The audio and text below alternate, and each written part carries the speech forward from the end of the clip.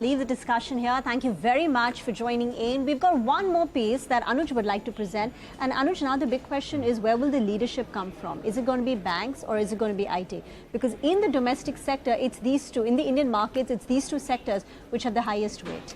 Yeah, you know what? And what's fascinating is that if you look at a long-term period, it doesn't matter actually, because both have done equally well. Let me just explain. And this is a study which, I'm giving credit to Motilal Oswal, because they've done the number crunching. Very interesting data points here. Now let's go through what's happened. This is the alpha creation study. Where do you see alpha being generated from here on? Now let's talk about calendar year 2022 first, which is where the bank Nifty outperformed. Remember, last year was very tough for IT companies. There was a big divergence. Bank Nifty outperformed by about 47% compared to Nifty IT. Then in the first half of this year, the Nifty IT outperformed and it had 14% divergence as of February.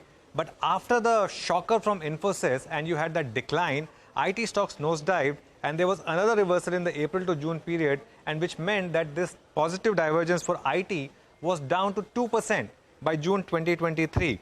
Now, what's very interesting is if you look at what these sectors have done in terms of their earnings growth and in terms of where the prices have moved. Now, this is Nifty Bank. By Nifty Bank, I mean all components of Nifty Bank and as an aggregate.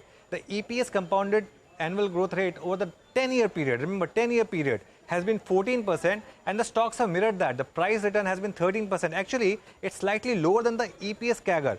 On the other hand, the Nifty IT's EPS has gone up only 11% compounded, but the stocks have returned 17%. What does that mean? That the Nifty IT valuations have obviously gone up. Now, if you want to talk about the recent data, which is fascinating, you look at, for example, the last 3 years, the bank earnings have compounded 40% and the stocks have compounded at 34%. The stocks have won 34% return.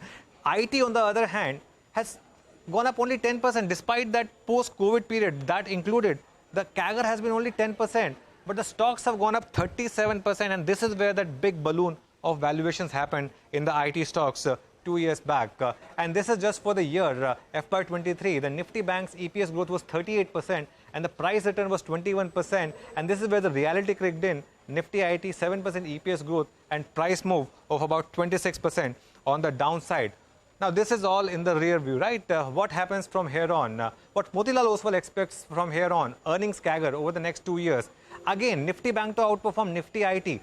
20% in Nifty Bank versus only 14% in Nifty IT. That's going to be interesting. Now, last but not the least, the valuation picture. What was fascinating was all through FY13 to 19, banks led the Indian market. And then we had the 19 to 23 period in which the IT took over the leadership.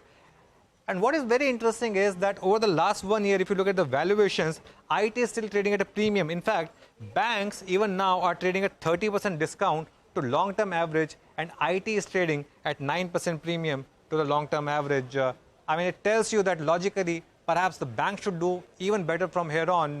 IT, of course, could still do better or could still do well.